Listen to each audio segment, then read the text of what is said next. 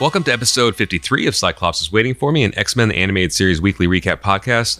I'm Rod. Welcome to the new year, 2023. Is this February now, the time you're listening to this? I don't know.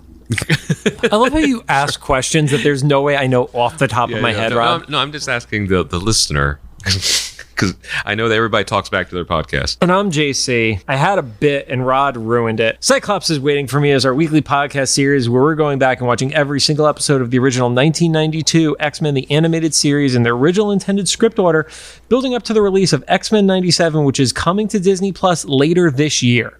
Excited. Also a little apprehensive, but excited. I'm excited. I have enough faith in Disney Plus right now in the stuff that they've been doing that until they prove me wrong, I'm excited. That's true. Even as far as like the Marvel TV shows, and I know this is a little bit different because it's not an MCU thing, even the worst of them, I've still had fun.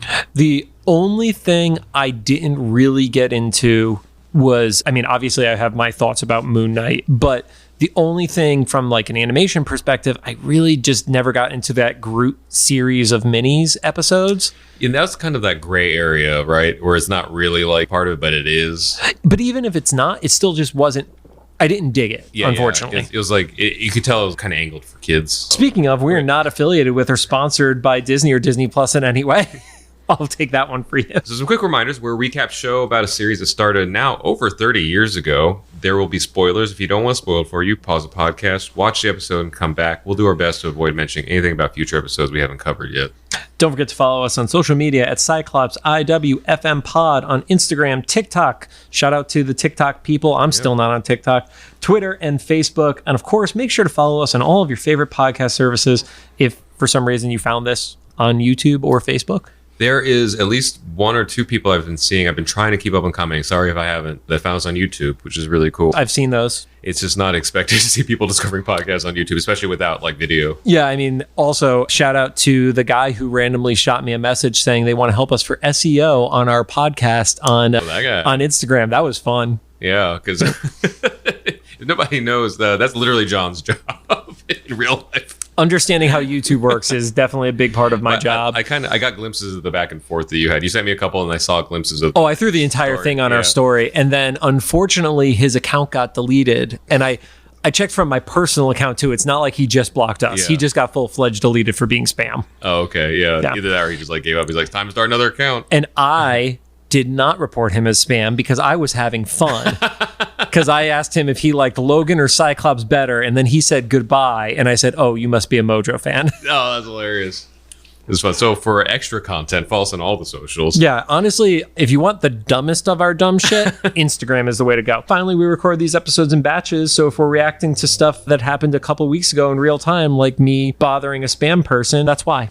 So and I remember from last episode with the not news but like current stuff or whatever that I've been anxiously waiting 35 minutes for this. So it's not news. It's still kind of hearsay, but interesting theory at the very worst or least. So I guess if you haven't seen Eternals by now, you have. If you wanted to see, you would have. Because if you didn't, then you didn't. Because not a lot of people liked it. But there's a going theory that the celestial that's left in the ocean may become Genosha and might be mined for adamantium. No, I'm going with the hardcorest of hardcore no's on that one. That's one of the worst theories. Or at the very least, the celestial will be mined for adamantium, and that's how we discover it on this planet. I don't know where it actually originated from, if that was like an actual leak, people just talking about it, but the timing kind of makes sense because She-Hulk had the reference of Wolverine and the celestial in the ocean, the same bit, but also like the whole vibranium thing coming from outer space is suspected to be a celestial thing. So any of the metals coming from like a celestial body, like a literal body. That one I don't have a problem with conceptually. That becoming Genosha is fucking stupid. So I hate whoever wrote that. Yeah. Also, by the way, can we just talk about, so when we created the Instagram account, we followed a bunch of stuff related to comic book adjacent stuff. Mm-hmm. And I've actually had to unfollow a few accounts because they do the sources tell us, and then it is blind guessing rumors. Mm-hmm. So Rob, by the time this episode comes out, I want there to be, similar to how you did the Rogue quote post, I want there to be one where it's based on our sources, asterisk, there are no actual sources. And then it's just the dumbest theory ever. And it's like, this is what you sound like when you post shit like this. Yeah. I hate that kind of shit. Yeah, because it's literally just throwing spaghetti at a wall and hoping it sticks. It's basically is that we got this covered. It's like the Godfather of a lot of those. Where the only reason I brought this one up is because I've seen various people talk about it. I don't disagree with the metal theory. The Genosha thing is fucking stupid. So I at the very least, if it's not Genosha, it's an island, which would be the only way to make sense that this thing in the middle of the ocean has been ignored and hidden from public. Thing is, if they just turn it into an island. But I don't think it has been ignored. It just hasn't been addressed in the glimpses of the MCU we've seen. Well, so I think the stuff I've seen talked about has been like it's going to be hidden from like public for the general public in the MCU, but the government's going to take care of it by like turning into. I don't know how they're going to mask a hand or whatever, but like. I don't know. It makes sense though, because the point that a lot of other people that I see like talk about this made is that like dead celestials, people inhabit them in other places in the MCU, like nowhere. And then in the Avengers comic, currently there is the first dead celestial is the Avengers base in Antarctica. Okay, yeah. So it, at the very least, maybe come like an island base or something, or I don't know. Who knows? Maybe that's where the X-Men. That would not work because they need to be in New York. You can't force the combination of the X-Men and the Celestial together. Right. Because it's already so tied to the Eternals. Yeah. So, but speaking of lies. Now onto the show. Today we're going to be talking about Season 4, Episode 16, titled Weapon X, Lies, and Videotape. It aired June 11th, 1995. You didn't hear that incorrectly. That was before the last episode. By a significant time frame. And currently sits at an 8.0 star rating on IMDb. Also, our guest today was supposed to be Shawnee from Romance at a Glance podcast, but we wish her well at recovery. She's very sick today. I would hope by the time that this actually airs, she is no longer sick, or there's a much bigger issue she's dealing with. Yeah. And what's funny is that if you heard us in the previous episodes, the only reason she was going to be on this one was because the title vaguely resembled something of a like smutty romance thing. Sex, Lies, and Videotape. Yeah. Funny, it kind of did. Although it would have been much better to have her on the previous like 4 episodes where there were secret babies in literally every episode. She would have done well on one of the Nightcrawler episodes with secret or Bloodlines. Bloodlines would have been the perfect one for her. Bloodlines, even Family Ties, or the Proteus thing. They were all secret baby things. So one of the things I do know about their podcast, secret baby things, is their one of their merch things is a sticker that said secret babies, because I guess that's a trope in romance novels, and it's their best selling merch is a secret baby sticker. So I was like, oh, why weren't you on one of the 4 secret baby episodes? That's also our fault. I was gonna say, no, don't. This is not an our scenario. This is a you scenario, because I say, if there's a good guest, let me know, and they could be on. You explained all this to me after those episodes. Yeah, we also didn't think there'd be like enough of a crossover, but Shawnee also watched the X-Men. She's my age and stuff. But also, what's funny, she texted me when she was like 3 minutes into the episode, and she was like, what did I miss? And I was like, I haven't watched it yet. Probably not much, because we're in the area now where all the episodes were out of order. Yeah, so just for context, in case for some reason you have watched them in a different order and you just tuned in on this one, the previous episode has moments that are flashbacks from this episode because of something with the airing order that affected the scripts, is what our hypothesis is. Maybe let's remember when we talk to the Leewalds the next time to ask about this specifically. Yes. Because they're very nice to us and talk to us about stuff. We like Eric and Julia. And so if I said this in the last episode, but in case you didn't hear it, if you're a purist and you want to watch the script order, watch it in the order we're doing this podcast. If you're watching casually with maybe like a kid or a family member or friend or something that hasn't seen the episodes, swap this one and the one before it. Definitely hope you're only watching the show with the kid and not listening to this podcast with the kid.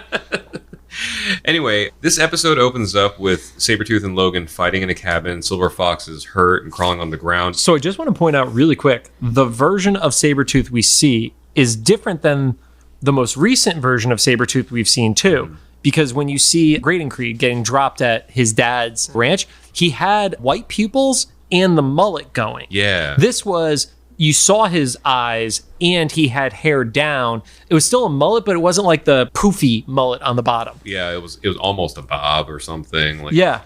So it was interesting because it's another design aesthetic for Sabretooth. I think while we asked the Leewalds about this script order, I also want to ask about Sabretooth's various iterations, because another time in this episode, a couple times, the appearance is kind of inexplicable. I have thoughts for that one, though. Okay. Let's get to that. So this scene, if you're watching it in the order we watched it in, did happen in the last episode. It was flashback too. And speaking of when this scene happens, it reveals that Wolverine's actually having like nightmares in the med ward of the mansion. Right.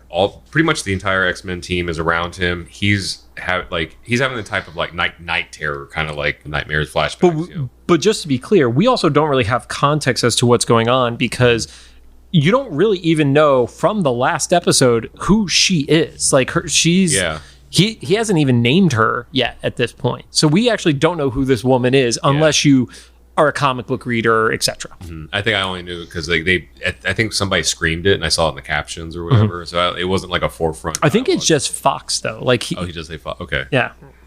And Professor Xavier's trying to kind of like do his mind probing therapy thing that he usually does when he helps out some of the X-Men, but there's like a feedback loop and he gets physically thrown back. Yeah, he has a full-fledged like psychic feedback. This is after Jean has referenced that the nightmares and delusions are getting worse. So it's not just the fact that he's having nightmares, it's like actually affecting him in the real world now too. And this scene is one of the reasons that I think that this was squarely supposed to come before the Lotus and the Steel episode. Absolutely. Because it doesn't make sense for him, story-wise, to come to peace at the end of leaving Japan and then just be re-traumatized worse than before, you know? So, yes, 100%. But also, and this is where we've talked about, they dealt with animation issues because of Saban being cheap with stuff. This was actually air date order. The first episode where Jean is back on the team after the Dark Phoenix, and it's just kind of not addressed at all. Yeah, and even without that, we haven't seen her in a hot minute in like a prominent way. Yeah. Either, so she's just kind of back in the fire, you know. Yep. Wolverine wakes up, but he's still having like the nightmare, so he's hallucinating at this point, and he does what he does best. He freaks out and he runs out of the Not only does he run out, he pops his claws. Mm-hmm. He sees Scott, who yells, but Wolverine sees Sabretooth. Yeah. And then Jean thankfully shields Scott because otherwise, our namesake would be dead. Beast attempts to restrain him, fails, and then Wolverine pops out. Mm-hmm. And so Beast says he's just going to go get him. And arguably, he probably is the only one that really could. I think he's the only one who's fit in the manner to catch Wolverine of that group. Because he's physically like running after him. So he chases him outside. He doesn't see him for a second, but then Wolverine driving a Jeep almost runs over Beast. So he's still like in berserker mode. It cuts over to Jean rifling through Wolverine's nightstand. Yes. And finds a catalog of women that Wolverine has had relationships with, which sounds very evasive. So we see another version of the infamous picture. Because it's not the same one that you have an autographed version of. Yeah, the one that's cut in half. It's cut in half, but it's also different Jean. It's a different outfit on Jean. Like her outfit is different than the one that we have the print for. Then it goes to what I'm assuming is younger Jean. Oh, was that who that was? Okay. Yeah, I think that was younger Jean, then Yuriko, and then you see Wolverine with Silver Fox. Mm-hmm. So and then we couldn't figure out if it was clear or not, but Jean makes a point to say like this arrived in the mail like a few days ago, and we don't know if it's just the Silver Fox photo or all of them. It would make sense if it was just the Silver Fox one. Right. So interestingly enough, and we got the original version for Disney Plus, but the re-airing versions of this eliminated the other images. It was only the Silver Fox one when it was re-aired. That would be a cleaner storyline because the other women are just kind of insulting. Not the women themselves, but like the story, like just being like that was a choice of words, right? It's just like it's like here, Wolverine. Here's all the people you've traumatized in your life, right? Like that have tried to be close to you, right? But so we see in big numbers on the back of the image when Jean is talking to Beast, 53 degrees and 120 degrees. Mm-hmm. And unlike the previous episode where they put longitude and latitude that was like just completely off in where was it like actually one number or something. No, it was two numbers, but it was like completely off of. It was like the middle of the Atlantic Ocean or something like that. This actually was in southern Canada on the west coast. Yeah, but it was like kind of generic, right? It was like dead center or something. It's like and John, remember to put this on our Instagram for that week. It is literally in the middle of the city of Vancouver. Yeah, so somebody probably just Googled like Canada coordinates. Yeah. Yes, they Googled in 1990. Wait, 95. Anyway. Canada. Yeah, so they're in southern Canada, which was an interesting way to phrase it because, like, when I think of Canada, I don't think of north and south. I think, like, east and west. I have friends from Canada, and I've heard them say southern Canada. They say southern? Okay. Some of them. Okay. It must be a cultural thing because I guess you could argue the same thing about the United States. Is like it's more wide than it is tall, but like there's clearly a Southern culture and like a Northern culture. So I don't know. It was just weird to me because I was like, Southern could be like a lot of. That's a lot of land. Yeah, that's literally the entire border. So Wolverine arrives in quote unquote Southern Canada, which I guess we now know is like the middle of the city in Vancouver. Yeah. But in the show, it's in the middle of like nowhere. Yeah, in the middle of a forest. And he sees that it's the Weapon X facility. I don't know if we know that yet specifically, but I remember it just from... It looked familiar from when we've had the past Logan flashbacks of him breaking out of the facility. I think that was pretty established. So I guess he didn't remember that specific location because he saw it and he's like, of course. And well, he was also wandering through Canada after, so it's not like he...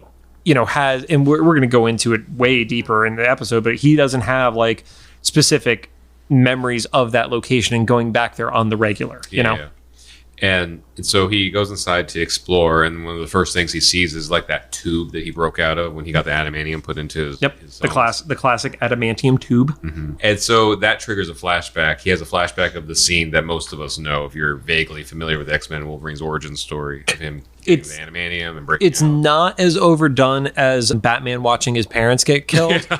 But it's close. It's probably like the Batman scene, Uncle Ben getting shot, Wolverine adamantium. Especially in the X-Men movies. They love it in the movies. Showing that so much to the point where I think some of them kind of conflict with each other a little bit, don't they? I mean, the X-Men movies as a whole conflict with. Yeah, but yeah, I think they just wanted excuses to show Hugh Jackman coming out of the water with his shirt off. Yeah, which is fair. If I had worked out like that, I'd want as many shots. Yeah, it's contractually obligated to have it in there. Yeah. Yeah. And so Beast shows up right about then, but Wolverine is still in his flashback, which is an interesting way to depict it because usually, this is a trope with like Homer Simpson and The Simpsons and stuff. When you see flashbacks or like daydreams and stuff, you never see what the person's doing. Yeah, they're usually just in a daze. Yeah. So Wolverine's actually going through like the motions. Right. And so since Beast happens to be there, like Wolverine sees Beast as whoever is the enemy in his hallucination and flashback. And he almost kills Beast in the fight. He shocks himself, which I love because he basically gave himself like electroshock therapy to knock him back into consciousness. Yeah, he's like stabs a computer. Which lucky for Beast. Maybe Beast did that on purpose. I don't know. No, Beast did not. Beast got lucky. So he comes to his senses and they see a door that's still like locked shut. Well, Beast says, he's there to take Wolverine home. Wolverine's basically like, I know this place. It keeps bringing him back and something's drawing him back here. And he also says a phrase, which, we've talked about this before. Rod and I will hit all the main points beforehand, but we don't say certain thoughts because we want the reaction in real time. He actually says, I got my bones here. Oh, yeah. And obviously there is the I got my adamantium bones, but something I learned from, of all shows, Riverdale, is you make your bones was a reference to killing somebody. Oh, so he got his like killer instinct. Or he was used as a weapon and he maybe didn't get used as a weapon until then. That moment. Yeah. Gotcha. That makes sense. Right. So that just stood out to me because, again, 12-year-old John was not going to understand the reference of getting my bones, but it's like, oh, is that literally like, oh, he got his bones because this is the place that made him start killing people? Because totally. Especially in the movie versions of this, when Wolverine is breaking out of the facility, he's killing the soldiers. In the animated version, we don't see that, but he's fighting and clawing his way out in most other versions of this story. Just anything in his way, and there's a lot of people exactly in that room. Yeah, so they see this door that is still locked shut because the whole place has been uninhabited for God knows how long. And we actually do know how long. Oh yeah. Because we see that in a later scene, we won't ruin the moment of it, but it was 1973. Yeah. And we know that this is roughly 92. Yeah. So it is literally 19 years later. Okay, yeah, so 20-ish years later or something. We got actual math. And so Wolverine tries clawing through it, and then Beast just hotwires it. And he's like, sorry, that was less dramatic, but, easier. Right. I agree with Beast doing that. Yeah. So they go through, and Wolverine picks up a helmet, the Weapon X helmet, but it's gold for some reason. Yes, and I was curious. I was like, is that like a lighting filter, or did somebody just miscolor it? Yeah, I think because immediately it goes into the flashback of him, like, with the same helmet on, going into a facility and like, breaking in, and something that I guarantee in the comic version of this or in movie versions, he would have been offing real people as opposed to training dummies. Yeah, so speaking of, he goes into a flashback of like basically a boot camp training for the Weapon X program or whatever. I think it's more the conditioning for him kind of thing. Yeah. Yeah, but it looks like what I see like boot camp training stuff, because they're like going through dummies and stuff. Right. And then I also noticed before he gets put down by Dr. Cornelius, he triple taps the body, like, of the dummy. Oh, I didn't notice. Yeah, like, like there's the whole thing of like when if you're ever in a horror movie, put 2 bullets in their head. Yeah. He literally shoots 3 more shots into the dummy, which he has already killed. So it's like he's doubly making sure that his target is down. Yeah. Yeah, that's okay. Yeah. Which also reminded me of, I recently finally watched John Wick for the first time when I was the first time I watched it, and there is the scene where the bad guy does the I think it's a quadruple tap to make sure a certain character is dead. Isn't that a great series? I've only watched the first one, so I will be watching the rest of them. Can't wait to see that, because you don't suck it, Joe Russo. Yeah, you don't fuck with a man's dog. No. Also, like, nice thing or Rod's cat. Right? Yeah. No, I'll murder you. Anyway, the next movie is coming out. Either the villain or one of the villains is going to be played by a gal named Rina Sawayama. Okay. Who, totally cool. She's was indie singer, now more mainstream and stuff, but she's Asian British. I don't know how to say it. It's not Asian American, but she's in Britain, but she has Asian heritage. Okay. Great singer, but it's really cool to see her like in this role and stuff. So I'm super excited to see any John Wick movie, specifically that. And the funny thing is, once again, all of this because they fucked with his dog. Yep. So but yeah, so they continue to explore that training area, and they find the car from the photo that was with Silver Fox, which is called our Lotus. And I just want to point that part out, because that again gives more of our credence to the theory of the script order having some sort of effect on, or in the airing order having some sort of effect on the script,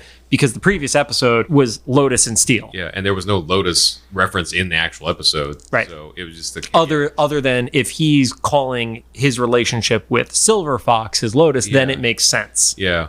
So there's a whole lot of things there. And they have the flashback where he's actually driving with her. That's where you see he actually carves their name into the front of the cabin, which I guess helps the mail get to the right spot when it's delivered. So you know who's there. Yeah. And then to your point that you were referencing earlier, Sabretooth attacks, but this time he's in his more traditional uniform that we've seen Sabretooth in for the majority of the rest of the series. Yeah. He's like in a superhero costume, for lack of better words. And I guess that was maybe to reinforce that this was like maybe not a what's the thing? It's if it's a like a not like you can't trust the narrator, unreliable narrator. Because normally we just say like, oh, it's an animation error, but this specific story, it's like, okay, is this the? So I totally agree with you. I was going to bring that up if you didn't. Is I do think this is an instance of unreliable narrator. Yeah, and unfortunately, it's our hero of the episode. Yeah, but then the Sabretooth in real life shows up after Wolverine rips the wheel off the car. Oh, I forgot. He literally pulls the steering wheel off the car. Jesus. Yeah, so Sabretooth shows up in real life, and he's surprised to see Wolverine there. So you just get the vibe that Sabretooth was also lured there somehow. Right. He accuses Wolverine of luring or dragging him to Canada. Mm-hmm. And then Wolverine shoots it back, and he's like, well, you sent me the photo, didn't you? And Sabretooth is like, what photo? Yeah. Which makes me wonder what Sabretooth was sent to lure him. Or if someone just called him like, yo, man, come here.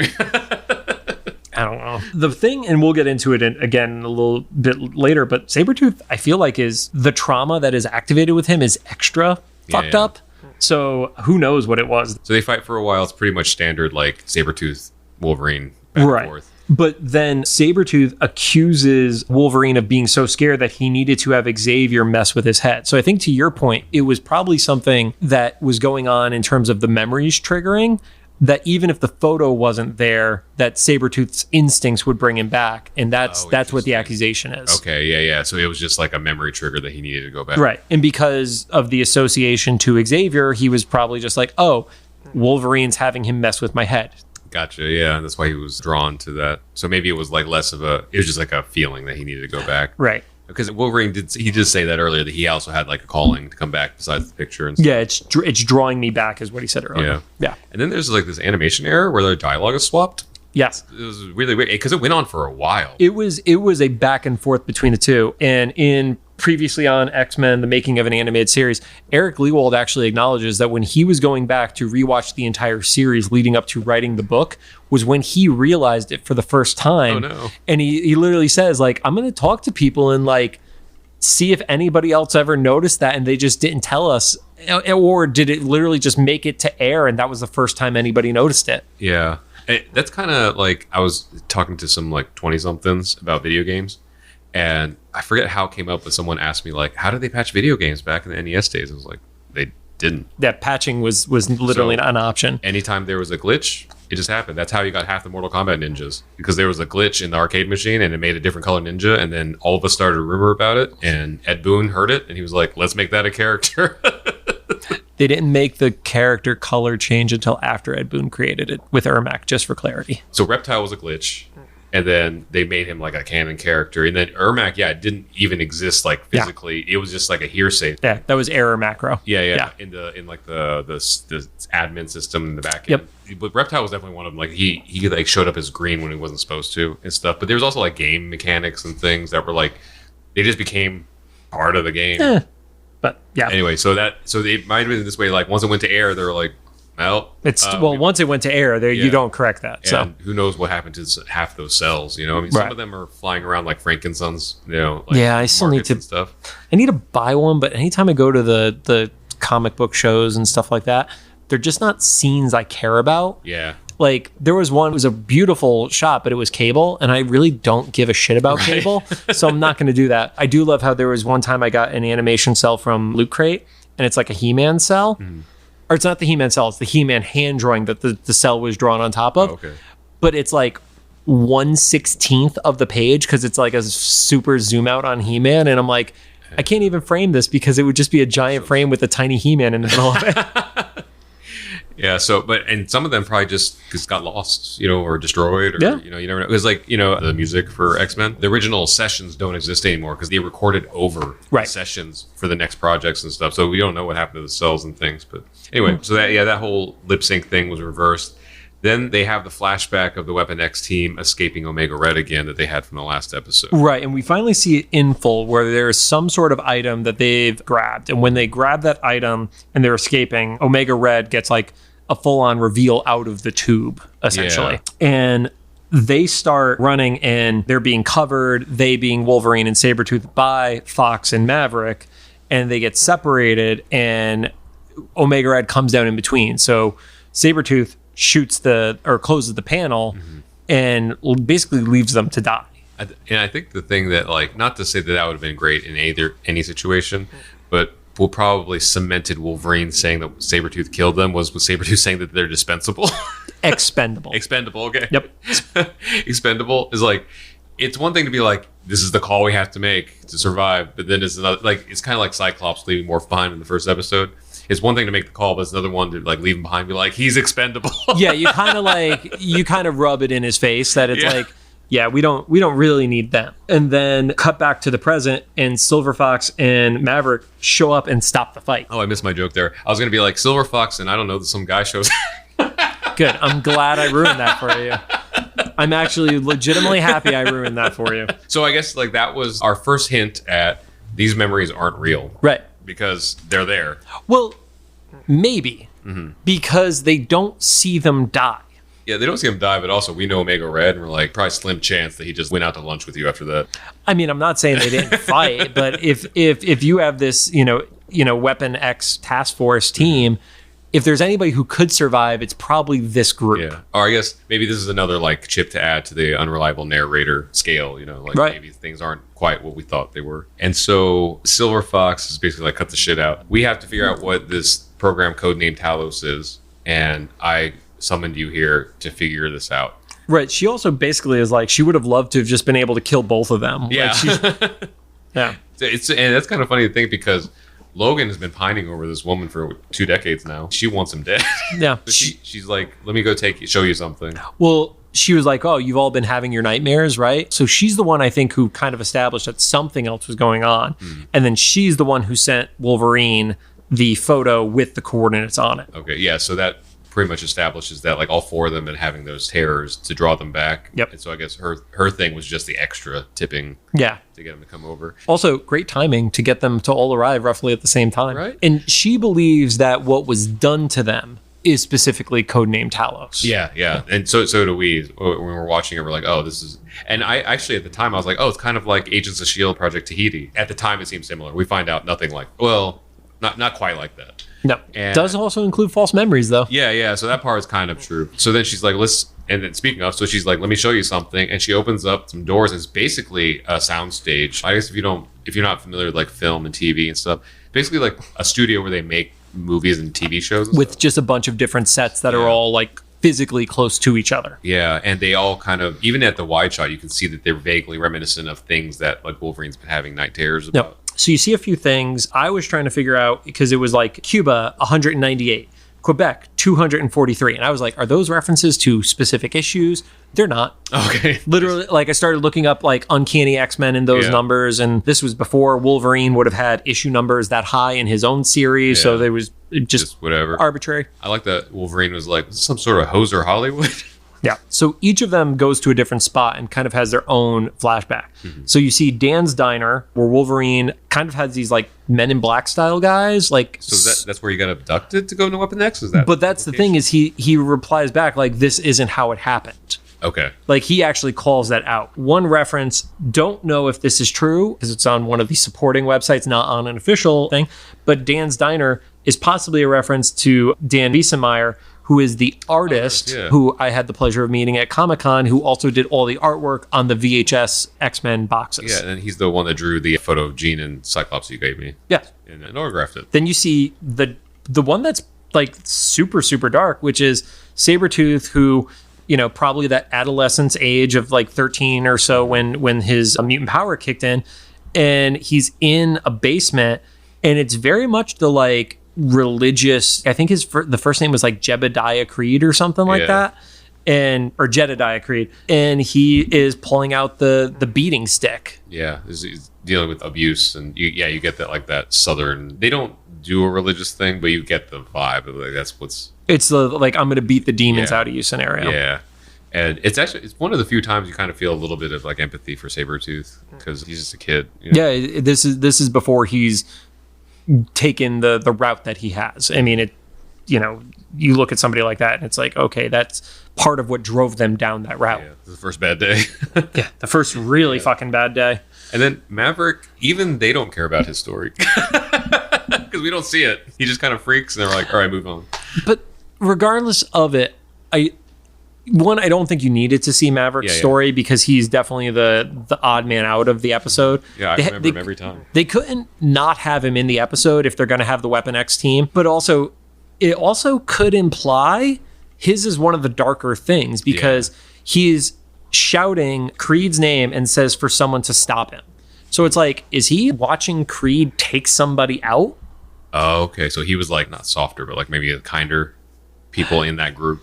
Or if he's going to kill a person, he just does a quick kill, whereas Creed is literally shredding somebody. Enjoying it, yeah. Like what we've talked about in the previous episode of like shredding people is not a purpose. That's the side of Wolverine he didn't want to become was how was Sabretooth doing this? Because Sabretooth always kind of looks like he's enjoying his missions when he's doing the messed up shit. And then they find the cabin. Right. That we've seen a couple times now. Was it Silver Fox that found the cabin? Silver Fox is there and she's crying. You see tears coming out. And that's when Wolverine shows up and he asks, like, was the cabin a lie too? And I guess it's one thing to learn that, like, all your traumatic, violent events. Right. I guess this was still violent. But it was one thing to learn that, like, all, like, I don't know how to explain, like, the training and all that stuff wasn't real. But to have something, like, good, technically, like also be fake. Yeah. Like his relationship with Silver Fox, like, not be real. Like, that was a pretty, after being melted, that was probably, like, a pretty hard hit for him. Yeah, that's fair. And that little bit of soaking in the moment gets interrupted by Beast finding the video journal from Dr. Cornelius. Right. The earliest form of vlog. That plays, and you see it's dated. That's where we know that this happened in October 17th of 1973 is the date that was on it. So that's why we know it was roughly 19, 20 years before this takes place. Yeah. Because we know in the next episode that Jubilee hasn't aged more than one full year since joining the team. Wild. And they kind of explain what the plan was in that video journal. Yeah, and I made the comment, like, it showed them kind of getting programmed like Winter Soldier in the current MCU. I know there's differences, but it's just like implanted memories and trigger words and scenarios and stuff. Yeah, this one is they use specifically trauma conditioning. You know, they're made to attack, remember nothing, which I think goes to your Winter Soldier stuff. Mm-hmm. They have psychoactive chemicals, which are playing a part of it. I think the difference from it is the false memories that are getting implanted by going through these events over and over again, and you know, with actors or whatever. Can you imagine how many actors must have died? Right. Like when you're going through this stuff with Sabretooth and the stuff isn't working and he just shreds the actor that is his dad. Yeah. It's Canadian government, man. Remember? We said that it was like, the worst villains in the animated universe is the Canadian government. Yeah, we haven't brought that up in like a dozen episodes. So wait, I think it's more than that at this point. He also comments that it is best when it's tied to actual events from the conditioning perspective. So like Creed being beaten by his dad and things of that nature. And then Beast kind of, and we're paraphrasing because we can never remember exactly what Beast says, but it's like, essentially the best kind of lie is a lie that's a half truth. Yeah. Because you start falling for it. Yeah. And that's true in real life too. Things just have to be like true enough. Just be true enough. Yeah. Or acceptable enough in someone's perception or whatever. And then it showed Dr. Cornelius discovers that Wolverine and Sabretooth have like an accelerated healing factor. So he wants to experiment with them. In the demonstration of their healing factor, there was a weird thing where Sabretooth heals into his superhero suit. It was a weird transition. I was like, so is his healing factor create spandex? Because this is not even an unreliable narrator thing. This is like, he was like, you know, nude in a Speedo, and then his suit changes his body shape. When he I don't know. It was an interesting choice of thing. I think it's a Saturday morning cartoon thing, but it was like, okay, he can heal into his suit. I think you're focused on the wrong part of that animation. I know, my head. I'm looking at the squirrel on the side of the frame. Yeah. And he's like, these might be good candidates for putting adamantium into their survive bones. The bonding. Yeah. And so it's like, so we're gonna try this on Wolverine first, and if he survives, then we'll try it with Sabretooth. Which to me tells me that they considered Sabretooth to be the better weapon. Because you test on the one that you're not as worried about them dying. Yeah. And he was smaller too. Wolverine's less adamantium. Yeah. Oh yeah. I didn't think about that. I just mean like, they're like, oh yeah, well, he probably won't, but we'll learn something from it. They did learn something from it. Yeah. It's not to do it. It goes badly. Yeah. And so they show the scene that we know where he gets the adamantium in his bones and stuff and he escapes. But then we also see the other three escape. Yeah. That happens. And Beast says that was the final tape. Yeah. And Silver Fox says, well, there's one room that we can't get into. And this is what I really wanted to show you. And we see like a door to a big door to a room that has like 4 handprints on it. And she says it's DNA locked. And I think Beast like put his hand up there and it said unidentified. Yeah, Beast kind of mansplained it to her. Yeah. She like already established what it was. And she's like, she wanted to be like, yeah, I fucking know. I didn't think about that. Yeah. Because she's like, I summoned you here. Yeah. Also, who the fuck are you? No, I like that she had this like laser that she was using to cut the door. And she's like, this is for a full hour, but no luck. And I was like, it actually made a little bit of a dent. If you maybe should have gone for more than 1 hour. Yeah. Like maybe your laser ran out. Yeah. They're in Canada. I don't know. What does Canada have to do with razors? Lasers, Rod? Yeah, I don't know. So she figured that it'd be easier to lure Sabretooth and Wolverine over there instead. So obviously the 4 of them, because of their trauma and discovering all this new... So Maverick and Silver Fox already knew about all this, but Wolverine and Sabretooth just learning like, half our lives were a lie. They want to know what happened. Beast is like, hey, something is off here, because if they're trying to hide something from you, why would they put it under a lock that only the 4 of you could unlock? And then Wolverine says, fuck it, I'm doing it anyway, which I get that. Yeah, your curiosity will always, override everything. So they do it. So they go into this room, and then Sabretooth gives the most Sabretooth-ass response ever. That's like borderline blob level response to me. Well, he goes, it's a room with nothing. And it's like, it's a room with computers that have all the files that are teaching you everything. And crates of whatever. Yeah. So, like, there's stuff in there. Yeah, like, I get that you don't understand how computers work, but they've literally, like, you don't know if there are more VHS in those boxes. They really punch up the bumpkin Yeah. outside of Sabretooth. He's like, what is these newfangled blinky lights in here? The one who's probably recently murdered his own son we saw off camera. Oh, that's true. Yeah. So, guys, they're starting to doubt it. Dr. Cornelius pops up with the next part, his part 2 of his vlog. Not happy to see you here, because if you're here, it means all of this failed. Yeah, the conditioning has failed. And welcome to the failsafe program. Yeah. And it's like, activate codename Talos. And we found out Talos is a robot. So, Talos, do you know anything about that name? No. So, 2 important things. One, this character was seen in one of the earliest episodes when you were looking at the flashbacks from when Wolverine and Sabretooth. Remember how we were talking about like who the people were? Mm-hmm. Talos was one of those people. Okay. Yeah, the only one we're not sure of is, I think one was Valerie Cooper, and we've still not seen Valerie Cooper. Gotcha. Yeah, but Talos also was from Greek mythology, from when Zeus created an automaton. Oh, okay. So the character itself was named after Greek mythos. Okay, that makes sense. It's like a sentry almost.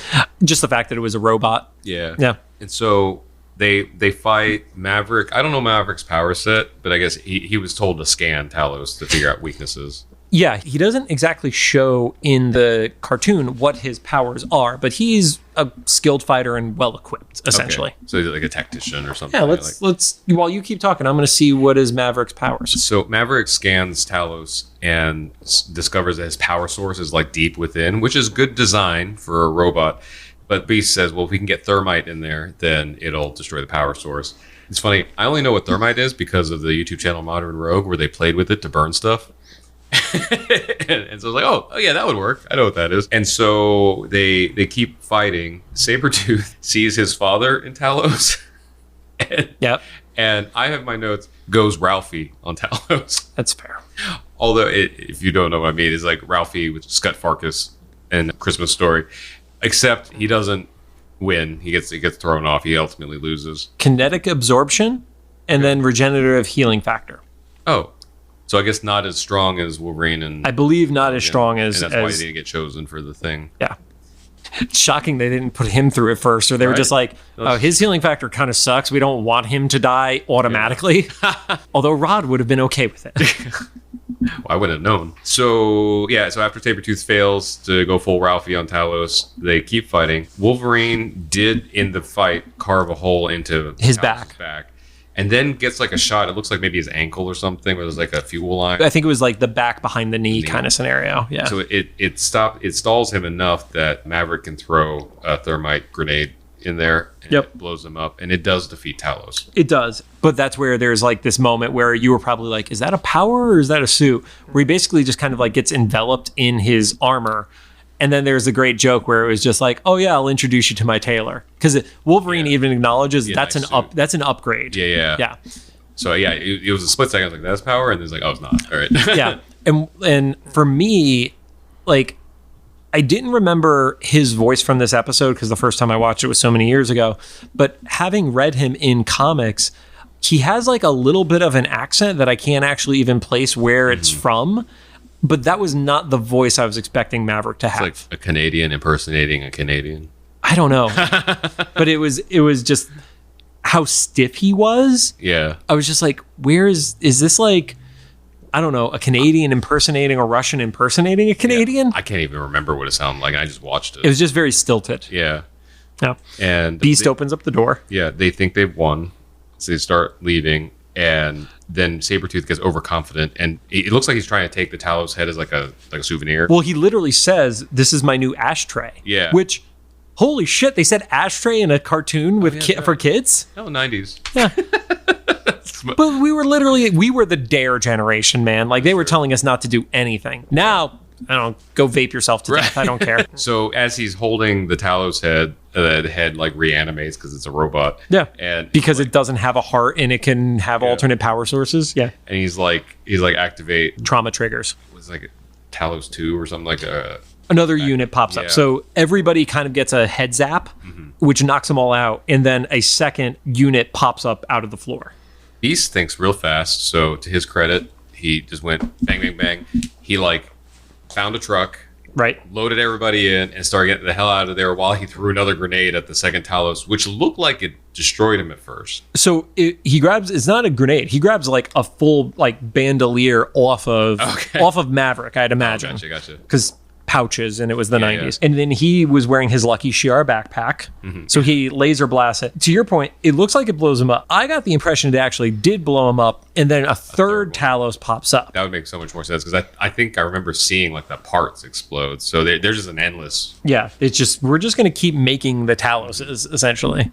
So Dr. Cornelius is smart enough to have failed the Weapon X program ×4, and also not make the decision to release all the Talos soldier robots at the same time. Just do them one at a time to be courteous. Beast gets away with all them unconscious in the back of the truck. Yeah, he gets them out, and it's kind of like the narrow escape of the door is about to close, and he floors it, and he gets through as Talos is shooting missiles. And of course, that poor facility, man, regardless of the shit that's going down in there, that thing has had so many things blow up inside of it. Yeah. Only second to the X-Mansion. I don't know. X-Mansion hasn't gotten this fucked up, I feel like, more than once. Yeah. And so they're outside celebrating their victory. I feel like a little too early, because you're not, like, you're too confident that there's not more Talos just coming out of the rubble. But that have, like, how do you know there aren't 15 of them? And if they're just underground, like, that doesn't mean that they just can't pop up in a few minutes. Yeah. They have their moment where, like, cool, we're done. And then they start leaving. Yeah, Beast runs over to prep the jet, and Wolverine kind of have like a bro moment where it was just like, it was good to see you. Yeah. So it's like, okay, well, at least Maverick doesn't blame Logan for what happened. Whereas we got the impression earlier from Silver Fox that she absolutely blames Wolverine, regardless of what Sabretooth did. Yeah, which is interesting, because he's the only reason they got out of there. Otherwise, they just would have been like killing machines and living alive for the rest of their existence. But speaking of, Wolverine tries to appeal to Silver Fox. And it's like, as you see Sabretooth kind of get off the truck at the same time. See, I didn't notice that. Okay, yeah, that makes sense. They literally, like, at the same time, like, got off the back, but the camera stayed focused on Silver Fox and Wolverine. So Wolverine's like, something between us had to be real. And that's not just my feeling. That's also, like, the carving in the door wasn't on the set. Right. So it happened somewhere. And she was like, even if that was the case, that ship has sailed. Like, we're different people now. Like, it was another life. And so she fucks off in a jet. Now, do you know anything about her as a character? No, I literally only knew her from the show. Does the color scheme of her outfit give you any hints? I forget, it was like a greenish. Green and yellow. Because I'm assuming you didn't see the logo on the front of her ship. No, I didn't. There's a Hydra logo. Oh, interesting. Yep. Okay, so she's just gone off the deep end. Yeah. Then, okay. Yep. Which does align with what would happen in the comics, where she actually at one point was a leader within Hydra. Okay. Yeah. So she just went like full evil after the Weapon X thing. And so so she leaves, and then everyone else is already gone. Beast comes back, he's like, where the fuck everybody go? Specifically, where did Sabretooth go? Yeah. Which, fair concern, because he's the one that can do the most damage. And Wolverine is just like, everything was a lie. Like, what's up with that and stuff? And then Beast is like, or he's like, what do I do with that now that I know that my history is a lie? And Beast is like, well, the memories you've made with us and you're making now are real, which is a good point. But the only thing that he does also say for that is, when it's like, where did Sabretooth go? And it's like, he had enough for one day. He did save him during that battle. And that was like, he saved me for some reason. Yeah, it's like, regardless of the why, it's like, we're not going to follow him because of that. Which we have seen them do in the past somewhat reasonably, with like the Juggernaut when he got pulled out of his coma and such, where it was like, I could fight, but I don't need to. I think they get that same vibe with Sabretooth here. Yeah. Which will cause them problems later, probably. Right. Sure.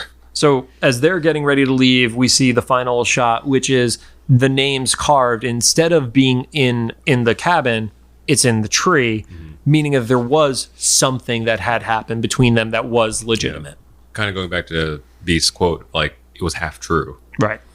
So, like, their romance was probably true. It was just the location was like a little off. Yep.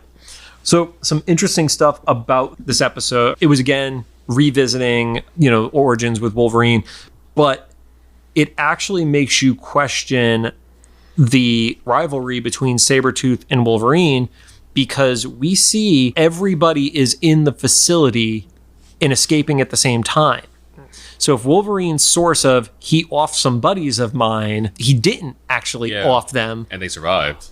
or everyone was thought to have killed, and that's why I said with Omega Red, maybe he didn't kill them. They just didn't know that they had made it back, and before that could be revealed and they had wiped the memory of that mission, that was the last thing they remember, even though all 4 members did survive. Okay, gotcha. Yeah, so it might have been a real mission. Right. So he may have still left them, but he didn't actually kill them, which is why Wolverine hates him so much. Yeah. Interestingly enough, the only time Weapon X is mentioned in the episode is the title itself. Oh, I didn't even think about that. Like, we know it's the Weapon X program, but it is never actually said anywhere in the episode. Gotcha. Kind of like the Lotus thing in the last episode. I'm putting it all together now in real time. Right.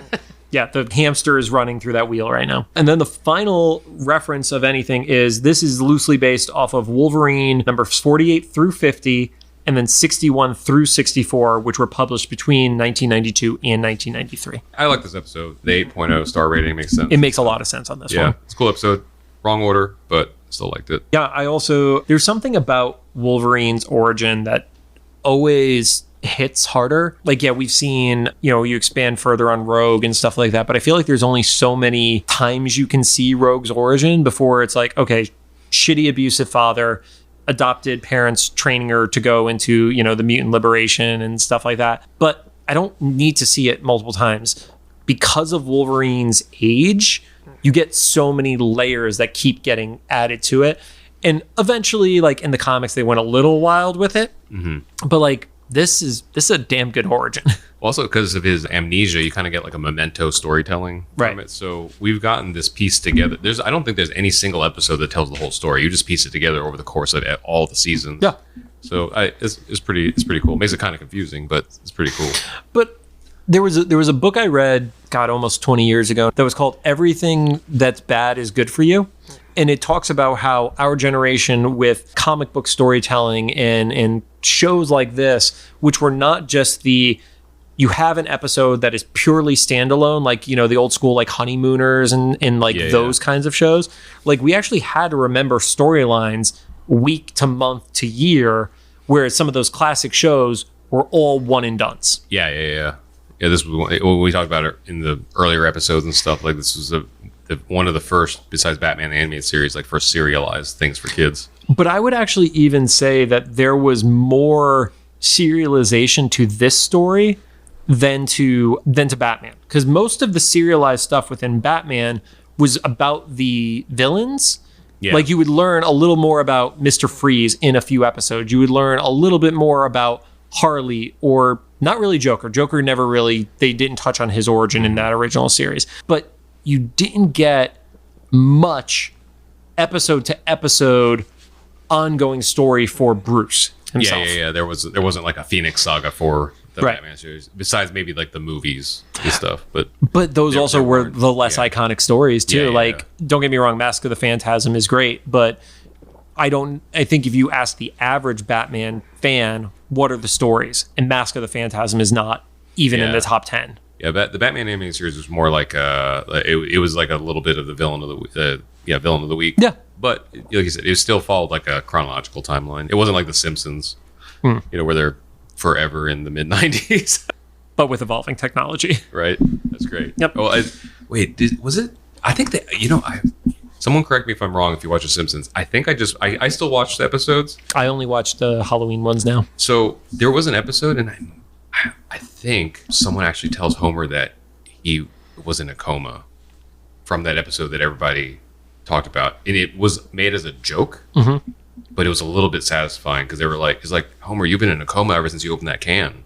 Oh, when he does the April Fool's episode? It's an early episode in one of the first few seasons where Bart April Fool's pranks him by taking a can of Duff and he puts it in a paint mixer along with a million other things. So it's like literally ready to pop before Homer even touches it. Yeah, but there's this internet theory last decade or so that Homer actually went into coma then, and everything we've seen since has just been his head. Yeah, and that's why nobody ages and stuff, and that's why that actually makes a lot of sense from the Springfield being unidentifiable as a real Springfield, because Homer would be so bad at geography and like, So- okay, I actually accept that. I talk shit about a lot of theories like the Genosha theory. Yeah. Yeah.